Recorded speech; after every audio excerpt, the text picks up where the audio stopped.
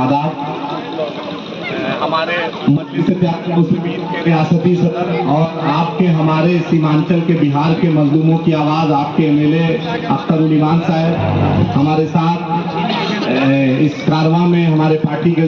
सीमांचल प्रभारी तफीम साहब, स्टेट के सेक्रेटरी इश्तियाक साहब, आपके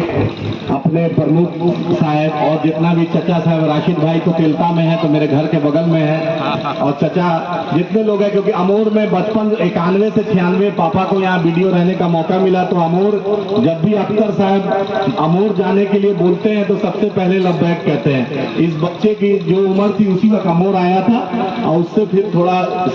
क्लास 4-5 में चला गया था उससे पापा का ट्रांसफर हुआ था। तो अमूर में बचपन बहुत बिताए हैं और जब भी अमूर का कुछ तरक्की का काम होता है तो लगता है कि बचपन में जहाँ खेले पड़े वहां पर हो रहा है। और अख्तर साहब ने एक चीज आज तक मैंने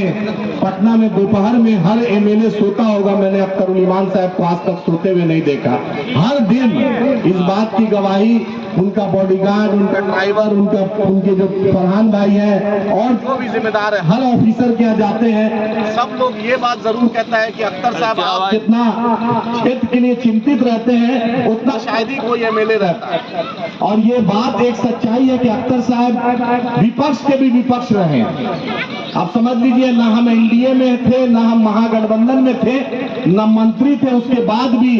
मुझे लगता है कि आजाद भारत में 75 साल में इतना बड़ा पुल जो आपके कानकी के पास 217 करोड़ का, वो अल्लाह का फजल है और अख्तर उल ईमान साहब की मेहनत और नियत थी जो इतना बड़ा पुल बना। और उसके बाद लगातार आपने देखा खाड़ी हो, रसेली हो और आपका ये खुद पुल और जितने भी जगह हो, बम्बा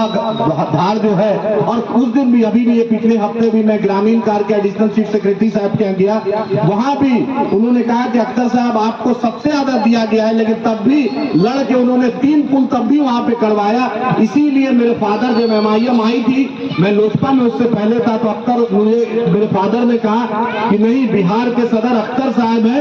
और दिल्ली में अगर हैदराबाद अगर नेशनल में ओवैसी साहब है तो बिहार में एक बहुत ही नेक आदमी है जिसके साथ बेटा तुम काम कर सकते हो, उसका नाम अख्तर उल ईमान साहब है। पॉलिटिक्स में मेरे फादर पॉलिटिक्स को उतना सपोर्ट नहीं करते थे, लेकिन जब अख्तर साहब का नाम आया कि नहीं, तुम उनके साथ काम, उनकी शागिर्दी में, उनकी सरपरस्ती में आप काम कर सकते हैं। और अमूर पूरे हिंदुस्तान में और बिहार में खासकर कोई एमएलए नहीं है, कोई मंत्री नहीं है, कोई आईएएस नहीं बचा है। ईमानदारी से अमूर के लोगों आप बोलिएगा कि अख्तर साहब विधानसभा में जितना अमूर का आवाज उठाए उतना किसी एमएलए ने आज तक नहीं उठाया। सब ये अमूर के लिए फख्र की बात है और हमें भी खुशी है कि अख्तर उल ईमान साहब जैसा ईमानदार जो आदमी मदद करना चाहता है। और एक कल भी उन्होंने महागठबंधन के लोगों को एक प्रस्ताव रखा है। मैं आपसे चाहता हूं कि दुआ कीजिए कि अगर महागठबंधन में इंशाअल्लाह अगर हम लोग जाएंगे, अगर सरकार बनती है तो अब क्योंकि हम 4 बार एमएलए अख्तर साहब बन गए,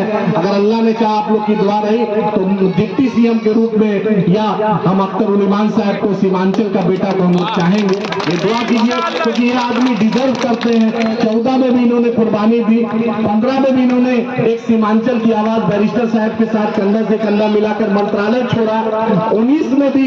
आपके लिए लगे रहे, 20 में सब लोग पार्टी छोड़ दिया, लेकिन जिसमें ईमान है, ईमानदारी से जो शख्स सीमांचल के नाम पर समझौता नहीं किया, जिसने मंत्रालय को ठुकरा दिया, 2-2 बार ठुकरा दिया, वो आपका बेटा अख्तर उल ईमान है। इसको मजबूत कीजिए और दुआ कीजिए कि इस बार बिहार में भाजपा मुक्त सरकार बने, भाजपा हारे और आपका बेटा सीमांचल का बेटा आपका एमएलए अख्तर उल ईमान साहब अमूर से अगर पटना में सरकार बने तो डिप्टी सीएम इंशाअल्लाह बने। बहुत बहुत शुक्रिया सभी लोग।